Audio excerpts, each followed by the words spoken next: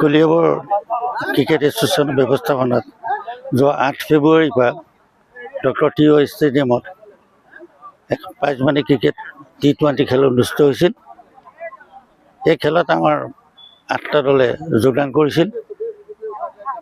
এই 8টা দলৰ আমি যি খেল দেখিলোঁ, উন্নতমানৰ খেল অনুষ্ঠিত হৈছে। আৰু এটা কথা আমি ইয়াত লক্ষ্য কৰিছোঁ যে আমাৰ কলিয়াবৰৰ বিভিন্ন অঞ্চলৰ বিভিন্ন খেলুৱৈ যি প্ৰতিভা আছে, এই প্ৰতিভা আমি ইয়াত বিকাশ কৰাৰ অৰ্থে আমি এই প্ৰতিযোগিতাখন পাতিছিলোঁ।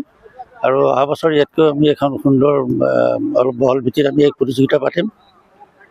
আৰু আজি উপস্থিত 2টা দলৰ খেলুৱৈক আমি শুভেচ্ছা জনাইছোঁ আৰু লগতে কলিয়াবৰ ক্ৰিকেট এছ'চিয়েশ্যনক আমি ধন্যবাদ জ্ঞাপন কৰিছোঁ।